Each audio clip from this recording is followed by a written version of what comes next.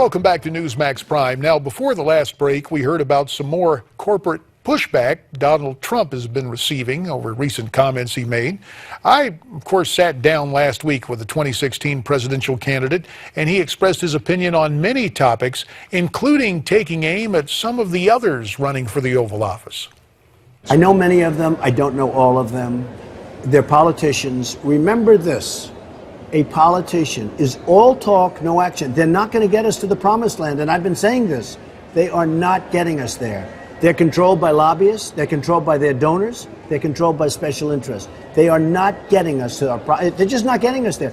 If you're looking at making our country great again, they're not going to do it. All right, so we cut out everybody in public office right now. That leaves you. That leaves Dr. Ben Carson, who, by the way, yesterday was quoted at Newsmax.com saying that you're a man of considerable accomplishment. But the third non-politician, even though she ran for the Senate from California, is Carly Fiorina. By the process of exclusion, are those the top three? Trump? Well, first of all, I like them both. I don't know them well. I know Ben a little bit, and I think he's a terrific person. I really like him. But, you know, again, he's a doctor. He's a heart doctor. And probably a very good one, but I just don't know. But I like Ben very much. I don't know Carly, but I like her very much. But she had a tremendously hard time at Hewlett-Packard, and she had a hard time with an election that she lost to Boxer in California in a landslide. So that bothers me. I mean, maybe it's not the end all, I guess, because she's running, and I like her, and I like Ben.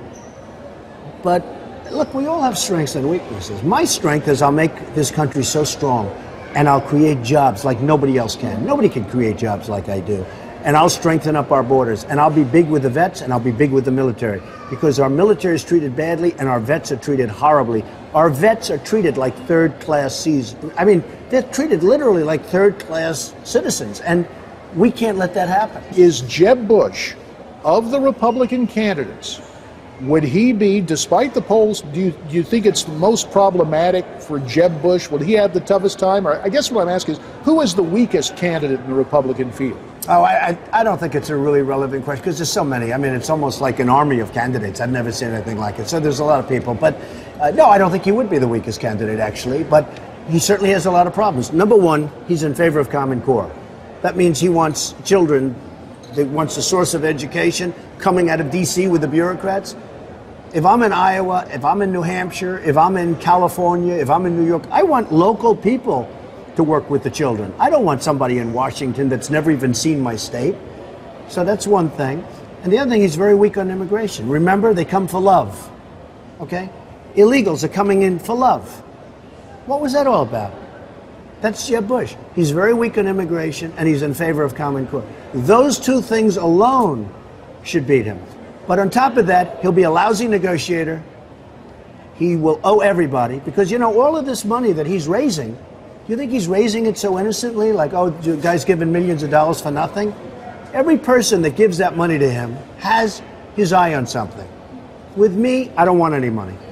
Let me ask you, because last time you and I got together was down in Florida. There's another Floridian running for the Republican nomination, Marco Rubio. Your take on Senator Rubio? I don't know him. I think it's early for him. I didn't like his grabbing the water after following the presidential speech. I thought that was the weirdest thing I've seen in a long time on live television, where he's grabbing the water and, you know, chugging water in the middle of a little retort that lasted for a few minutes. I don't know him well enough to say. I hope he's a nice person. I think he's very disloyal to Jeb Bush, because, in all fairness, it was Jeb Bush's turn, more or less. Jeb Bush, according to all accounts, and I spent a lot of time in Florida. I have Doral. I have many projects in Florida, Mar-a-Lago. Tremendously successful projects in Florida. I know it very well. I think it was a very hard thing. And, you know, one of the things I don't like about political speech and speak is that when Jeb Bush, in a recent interview with Sean Hannity, by the way, he was asking about the different candidates. And one of the questions was Marco Rubio. Give a couple of words.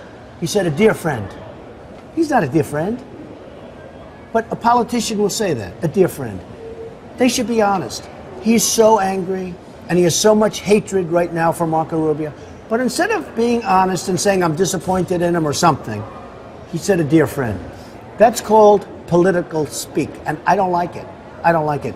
Our country can't deal with that anymore. We have to get back to business. Senator Rubio was part of the Gang of Eight pushing that amnesty bill through the Senate. He now says that's a mistake. Do you think he learned his lesson, or is this a political? Look, what happened to him is he was in favor of it. He was very weak on immigration, basically. He was very weak.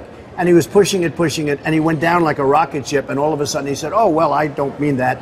I'm only kidding. That's not the kind of guy you want, because you know where his heart is. But he only did that because he dropped like a rock in the polls. I don't think, look, I don't want to say anybody's overrated, but this is not the next Ronald Reagan. And a programming reminder, you can watch my interview with Donald Trump in its entirety Saturday night, 10 p.m. Eastern, 7 p.m. Pacific.